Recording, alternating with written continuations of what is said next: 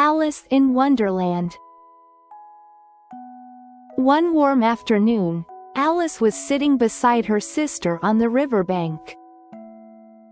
Her sister was reading a book, but the book had no pictures or conversations in it. Alice had nothing to do and slowly became bored. Just then, a white rabbit with pink eyes ran past her. The white rabbit said, "Oh dear, I shall be late," and took a watch from his coat pocket. Alice thought it was very strange to see a rabbit talking and carrying a watch, so she ran after him. When the white rabbit jumped into a large rabbit hole, Alice followed him without stopping to think.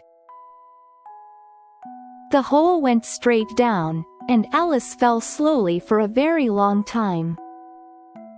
There were shelves and pictures on the walls, and Alice looked at jars and other things as she fell. At last, she landed safely on a pile of leaves and sticks. Alice saw the white rabbit again and followed him along a long passage. But the white rabbit disappeared, and Alice was left alone in a hall filled with doors. In the middle of the hall stood a glass table with 3 legs. On the table was a small golden key. Alice used the key to open a tiny door hidden behind a curtain. Through the door, she could see a beautiful garden filled with flowers. But the door was too small for Alice to pass through.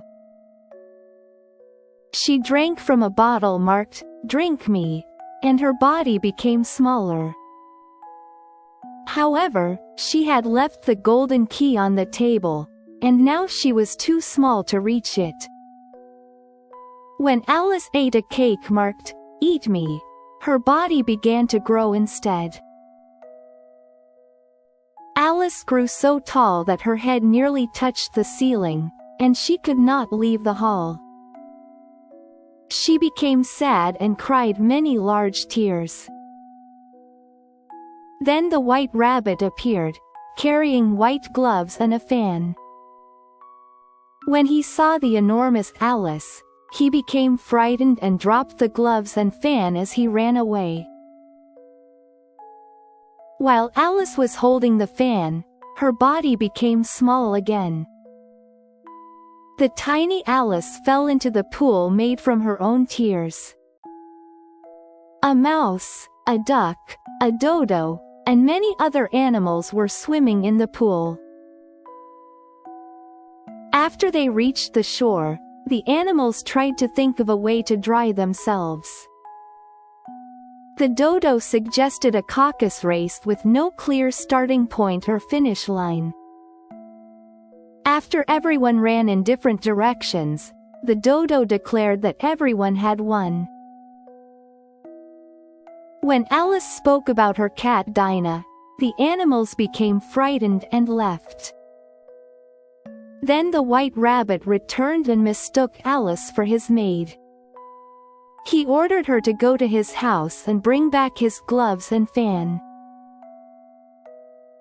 Alice entered the white rabbit's house and found a small bottle in a room. When she drank from it, her body became large again. Her arms and legs pushed through the windows and chimney, filling the whole house. The white rabbit and the others tried to force Alice out from outside the house. The small stones they threw through the window turned into little cakes when they landed on the floor. Alice ate one of the cakes, became small, and quickly escaped from the house. As she went deeper into the forest, she met a large puppy and tried to escape from it. In the forest, Alice found a large mushroom. A blue caterpillar was sitting on top of it, smoking a hookah. The caterpillar asked Alice, "Who are you?" Alice answered that she no longer knew who she was because her size had changed so many times that day. The caterpillar asked her to recite a poem, but the words came out differently from the original. At last, the caterpillar explained that one side of the mushroom would make her taller and the other side would make her shorter. When Alice tried the mushroom, her neck stretched high into the sky. A pigeon in a tree saw her long neck and thought she was a snake. Alice explained that she was not a snake while carefully eating pieces of the mushroom. At last, she returned to a size that was comfortable for walking through the forest.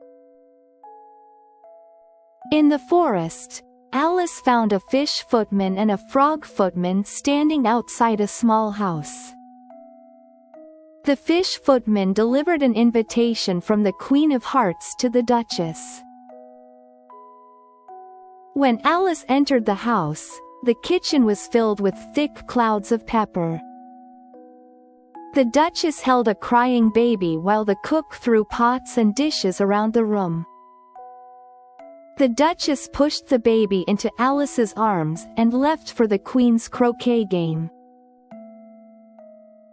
As Alice carried the baby outside, its face slowly began to look like a pig's. The baby turned into a real pig and ran away into the forest. After that, Alice met the Cheshire Cat smiling from the branch of a tree. The Cheshire Cat said that everyone in Wonderland was mad and showed her the way to the March Hare and the Hatter. Then the Cheshire Cat disappeared, leaving only its smile behind. Alice went to the March Hare's house and found a tea party in the garden. The March Hare, the Hatter, and the Dormouse were sitting at a long table. Although many seats were empty, they told Alice that there was no room for her. The Hatter asked her a riddle. Why is a raven like a writing desk? When Alice asked for the answer, the Hatter admitted that he did not know it either. He explained that he had quarreled with time, so it was always 6 o'clock and always tea time. Because there was no time to wash the dishes, they kept moving from one seat to another. The Dormouse began telling a strange story about 3 sisters who lived at the bottom of a treacle well. Alice became angry with their nonsense and left the tea party. She found a door in a tree, returned to the first hall, and finally entered the beautiful garden. In the garden, 3 playing card gardeners were painting white roses red. They had planted white roses by mistake and were trying to hide it from the Queen. Soon the King and Queen of Hearts appeared with a long procession of servants. Whenever the Queen disliked something, she shouted, "Off with their heads!" The Queen invited Alice to join a very strange game of croquet. Live flamingos were used as mallets, and curled-up hedgehogs were used as balls. Because the flamingos and hedgehogs moved by themselves, the game was impossible to control. During the game, the Cheshire Cat appeared in the air with only its head showing. The King disliked the Cheshire Cat, and the Queen immediately ordered that its head be cut off. But the King and the executioner argued because they did not know how to cut off the head of something that had no body. When the Duchess was released from prison, she came close to Alice. She rested her chin on Alice's shoulder and kept saying that everything had a moral. When the Queen appeared, the Duchess became frightened and quickly left. The queen continued the croquet game, but more and more players were ordered to be executed. At last, the queen told the griffin to take Alice to hear the mock turtle's story. The griffin led Alice to the seashore, where the mock turtle sat looking very sad. The mock turtle began to speak about the time when he had been a real turtle. He said that he had gone to a school under the sea and studied many unusual subjects. At that school, even ordinary lessons had strange and funny names. Alice listened with great curiosity to the story of the unusual school. The mock turtle and the griffin explained a dance called the lobster quadrille. They said that sea creatures stood in lines with lobsters and moved along the shore. Then they sang and danced to show Alice how it was done. After that, the griffin asked Alice to tell them about her own adventures. Alice told them, in order, about the strange things that had happened to her since morning. But when she recited another poem, the words changed again. The mock turtle also sang a sad song about food. Suddenly, a voice in the distance shouted, "The trial is beginning." The griffin stopped the story and pulled Alice away at once.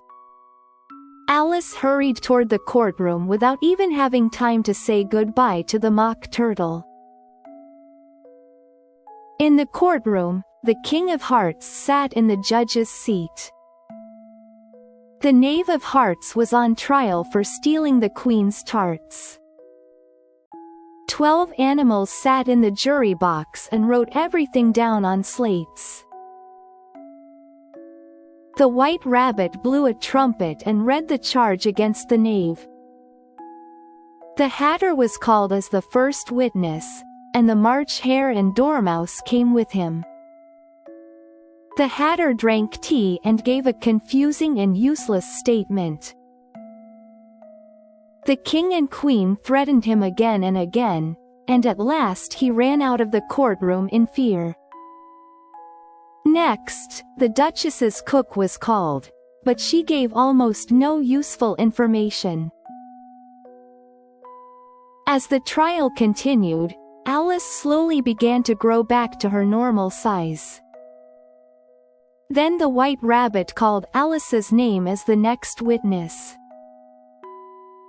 Alice stood up so quickly that her growing body knocked over the jury box. She carefully picked up the jurors and placed them back in their seats. But Alice said that she knew nothing about the stolen tarts. The White Rabbit presented a poem with no clear writer or receiver as new evidence. The king tried to connect the poem to the crime and prove that the knave was guilty. The queen shouted, "Sentence first, verdict afterward." Now fully grown, Alice said that the whole trial was nonsense. The queen cried, "Off with her head," and all the playing cards flew at Alice. In the next moment, Alice woke up on the riverbank and saw leaves falling onto her sister's lap. Alice told her sister about the strange dream and then ran home so she would not be late for tea.